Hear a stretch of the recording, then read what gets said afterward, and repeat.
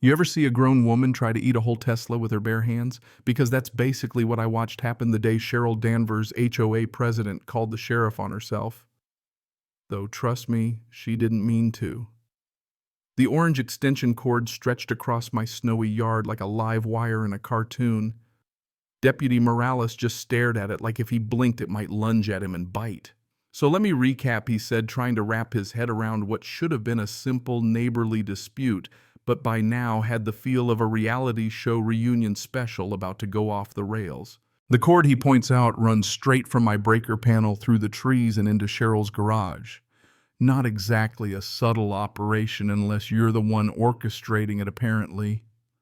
Cheryl, red in the face, arms crossed so tight I thought her HOA badge might pop off, started in with, "He's tampering with my supply. He ripped it out. He threatened me. He's always hated the HOA." She wasn't even looking at Morales anymore, just talking to some invisible court TV audience. Meanwhile, I'm holding up my phone with the receipts, literal video of me tracing that neon orange snake back from my own meter straight to the little box she'd rigged up like a low-budget Bond villain. And on the other end, her shiny new Tesla plugged in, humming away, sucking down kilowatts. And the cherry on top, a wall charger with her name in all caps. Danvers Residence, private. Not exactly what you'd call shared infrastructure. Look, I didn't rip anything out.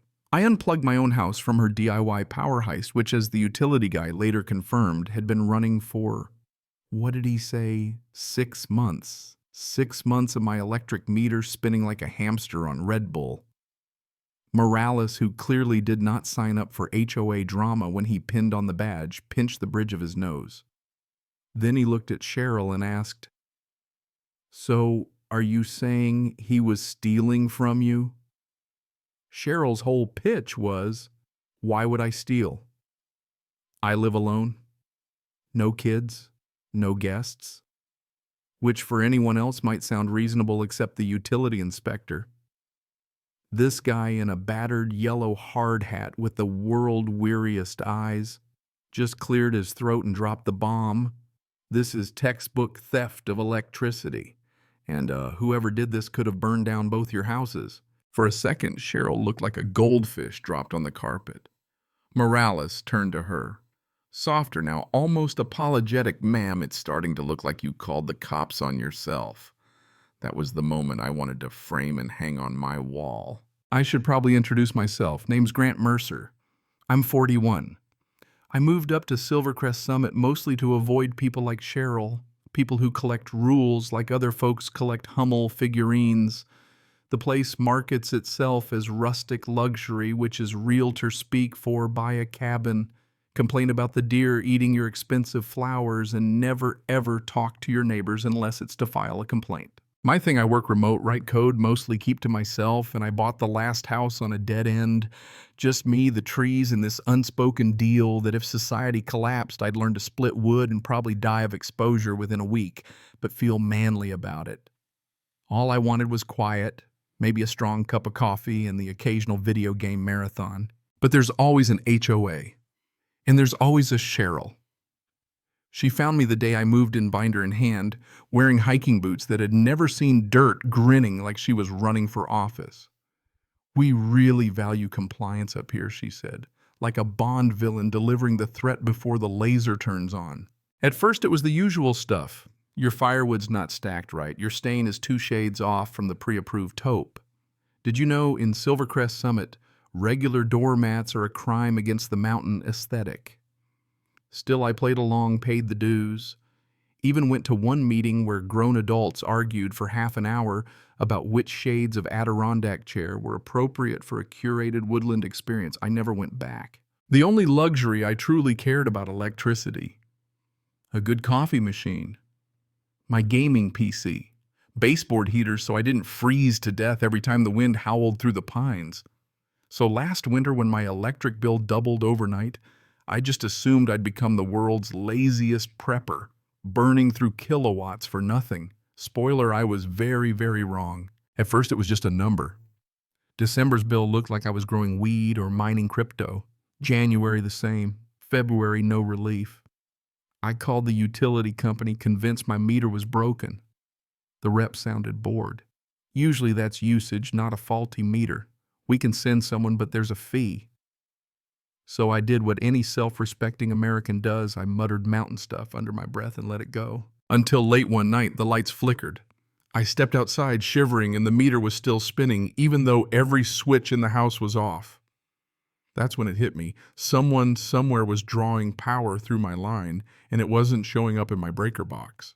The next morning, I got scientific.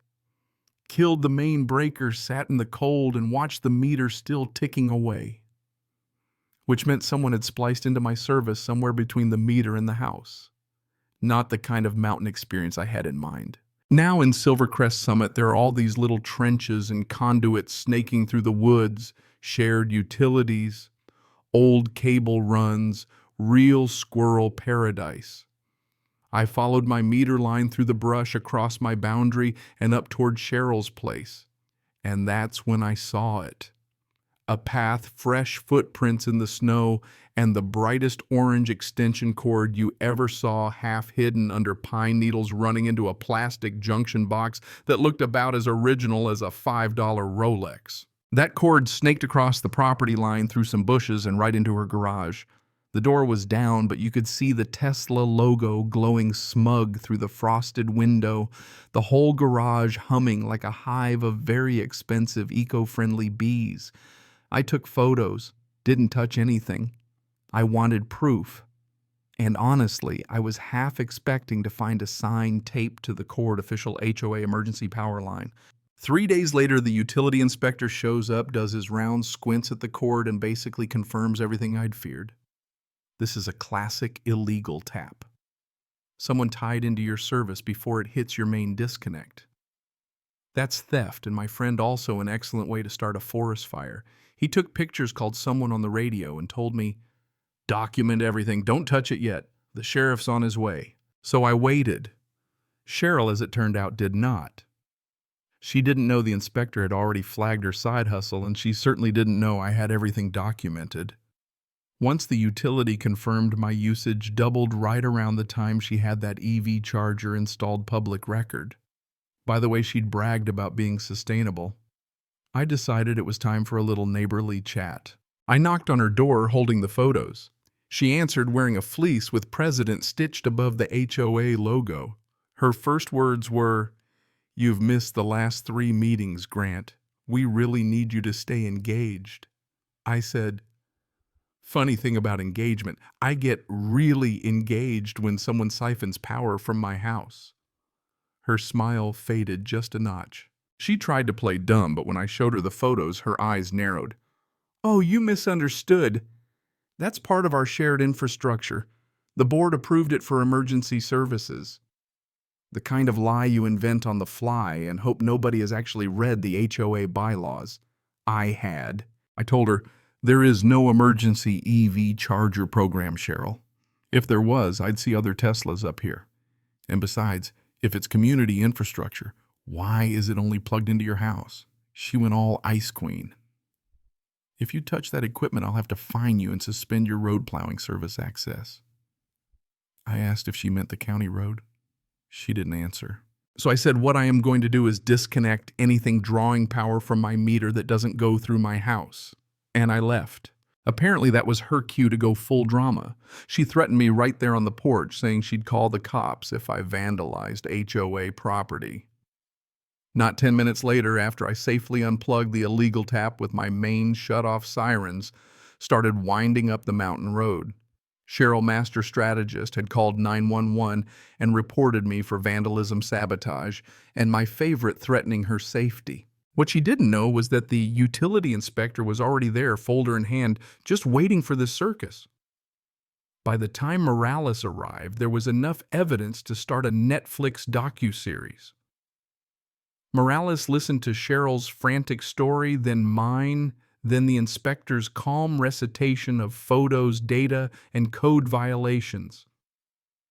The best part: the inspector had everything usage charts permit, records, survey maps, all pointing to one thing. Cheryl's temporary measure was feeding her car, her string lights, and probably her ego all for my pocket. When Morales told her the evidence was taking my side, not hers, she tried to go on the offensive. He's trying to sabotage the HOA. He threatened me. I deadpanned. I told her she'd pay her own electric bill. Scary, I know. Morales just shook his head, looking about 10 years older than when he'd pulled up. What happened next is how you know the universe has a sense of humor. Morales explained that this wasn't just a civil issue, this was theft of service, a criminal offense, and, oh, by the way, Cheryl's false report wasn't helping. She scoffed, then realized the room had shifted. The illegal line was disconnected, the utility would pursue restitution. Morales was forwarding the whole mess to the DA. If you've never seen an HOA president audited in real time, I highly recommend it. Turns out once the utility company started digging, Cheryl had a habit of creative accounting, underreporting her usage, mislabeling community lighting, even submitting a letter to the board claiming my family had donated our line to her for the sake of sustainability. That was news to me. Restitution for me. Over $300 to $800 in unauthorized consumption. The HOA's packet. Less friendly. Words like fraud review and referral popped up. Then the DA's office sent Cheryl a letter inviting her to explain herself regarding theft and false emergency reports. The special HOA meeting that followed, well, if you like your justice with a side of flannel and snowy boots, this was your Super Bowl. Yeah. Some neighbors were mad at Cheryl. Some were mad they might have to pay for her shenanigans.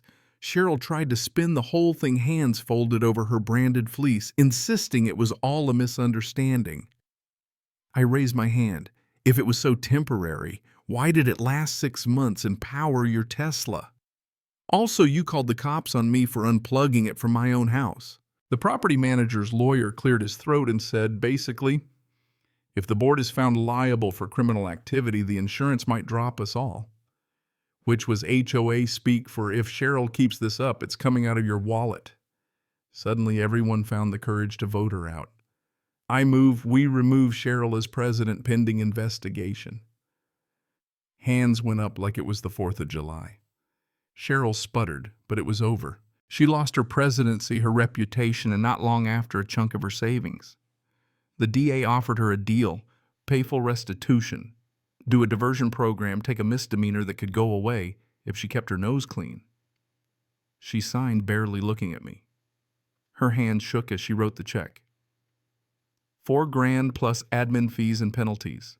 6 months of supervised probation and mandatory community service. Imagine her picking up trash by the road she once lorded over. The gavel came down on Cheryl's presidency, her wallet, and whatever pride she had left. As for me, well, the cabin's quiet again. I finally got a new doormat, mountain-themed, of course. But sometimes I sit out back, look at the empty plug in Cheryl's garage, and wonder, what's the line between justice and revenge? In a neighborhood like this, how far should we go to keep our little communities honest? I'd love to hear your take. Ever had an HOA horror story? Drop a comment below.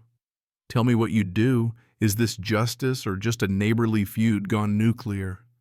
Either way, I'll be watching my electric meter a little closer from now on.